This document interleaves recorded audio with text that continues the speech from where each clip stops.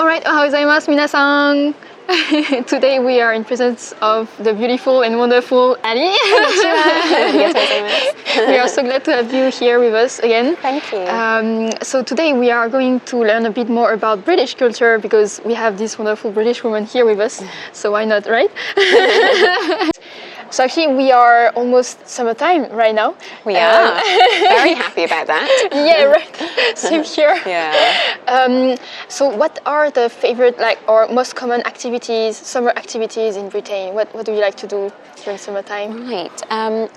Because we are so close to Europe, it was very easy just to take a ferry or a short aeroplane ride to France or Spain or Germany or somewhere nearby.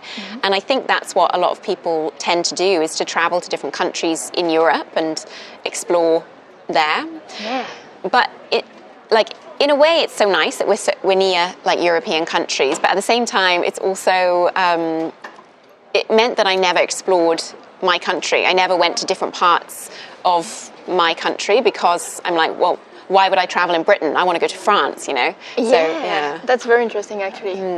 Definitely. Yeah. Do you have something for example, let's say right now we cannot really travel, right? So when we can't travel, what do we do in Britain? I see. Yeah, probably go to the beach. Oh, yeah, right. if you live near a beach, it's very nice just to take a picnic and go with your friends or family and swim and sunbathe and just enjoy a bit of nature. Yeah, definitely. And when you have some time actually with family, I'm just thinking right now, do you play board games or these kind of things? Do you have this tradition in Britain as well? Because I think it's not so common in Japan, right?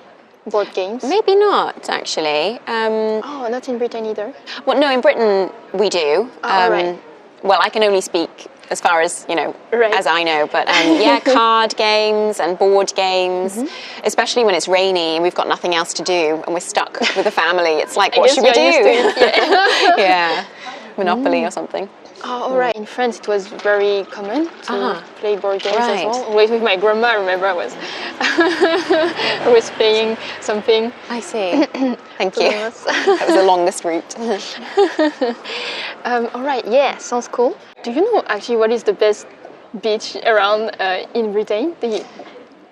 Well, I am from Wales, so I'm biased, so I love the beaches in Wales. Oh, yeah. all right. And some of the beaches are not directly accessible, so you have to park in some farm car park and then walk down through a wooded area and past some fields, and then you come down onto the beach. And I just remember that, yeah, whenever I go back home, we go to the beach. Even if it's a little bit cold, I'm like, I will go to the beach. Yeah. Oh, wow. Yeah, that sounds like a whole adventure. Yes, yeah. Just to go to the beach. Just being in nature though, that whole journey, yeah, it's wonderful. Yeah. Is it a bit different from the Japanese ones? I've only been to the beach in Japan once. Oh. Yeah. Whereabouts? Shizuoka. Interesting. All right. Yeah, it's nice. It was a bit rainy when I went, so it wasn't the most beautiful, but I've heard that it's an excellent beach, so all right. bad timing on my part. So in Japan, we all know that they love baseball, right? And what about in Britain? Do you have a special national sport? In Wales, the national sport is rugby, but but it's a good question because I think in England it's more about football. So there's many football fanatics. But yeah, I think rugby and football. Right? And stuff like yes, that. exactly. Yeah. I went to the football museum as well. It was amazing. Oh, did you? Yeah. Okay. It was quite amazing. Actually, my company used to work for sports events, music events like that. So when we went there, I could go there for free, and I was like, so I could see how it works in there. But it was really interesting. Right. Yeah. The thing is, though, I'm not a big fan of football. I'm not that interested in it.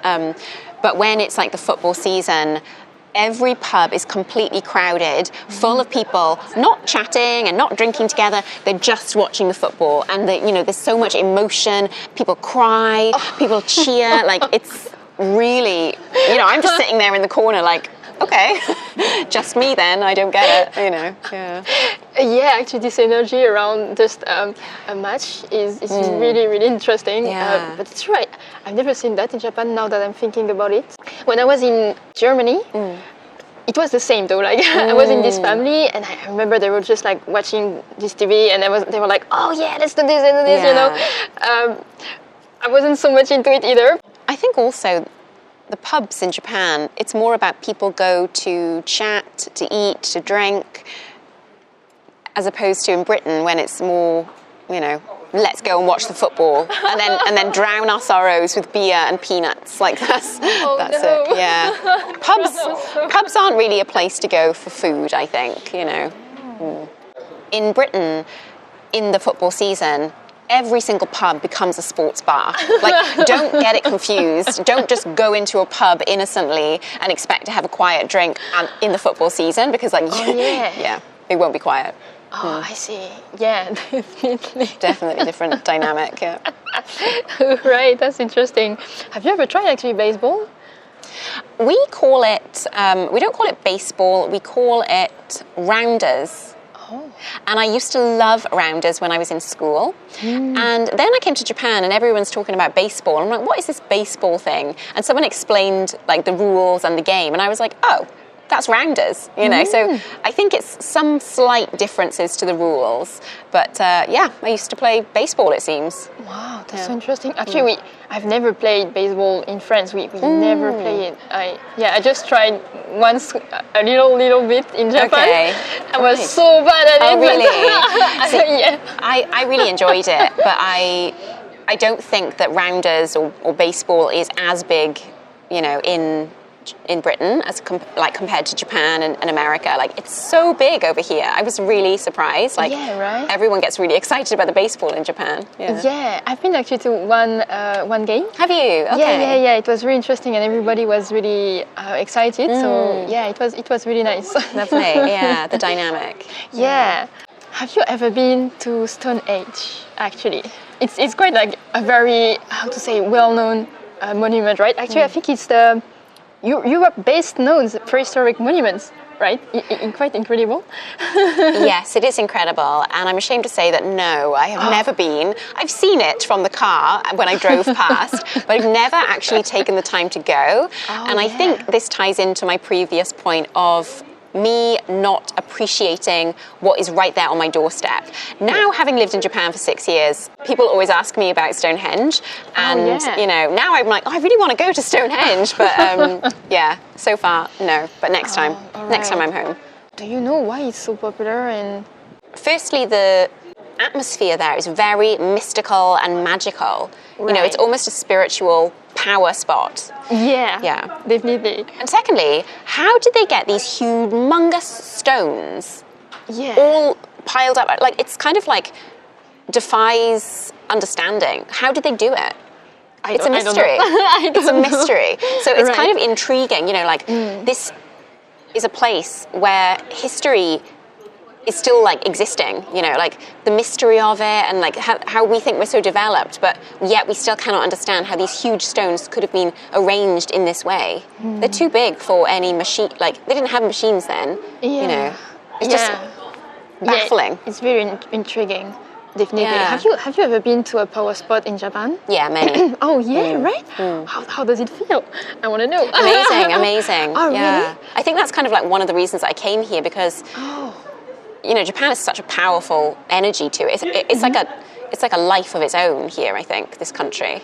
Right, definitely. And it's so difficult to explain, or, you know, when you take a picture of the power spot, it doesn't really do it any justice. But when you go there and you feel it, it's undeniable. It's so amazing, you know, and it's really incredible. I really want to go now. You really should. And there's so many to choose from in Japan. Oh yeah, do you know the closest one from Tokyo? Well, Hakone is a big one. Oh, there is one in Hakone. Oh, right.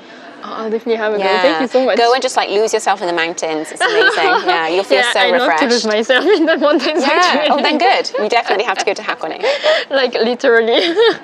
Literally lose myself. Okay. Yeah. No, don't do that. Don't literally lose yourself. All right. Well, that was very interesting. Thank you so much. you. We know a bit more about Britain now. So thank you so much for answering all the questions. And My pleasure. we are going to see you in the next video. But before that, please don't forget to check Miss Ali's YouTube channel. Thank you. You have 2 YouTube channels, right? Can I you do. give us the names again, please? Sure. So the first one is Ali Des. That is all about adventures in Japan. And the second one is British English with Ali, which will kind of show you the quintessentially British phrases and differences between different English-speaking countries' way of using English. So please do check. Sounds so interesting. All right, thank you so much, and see you in the next video, guys. Bye-bye. Bye-bye.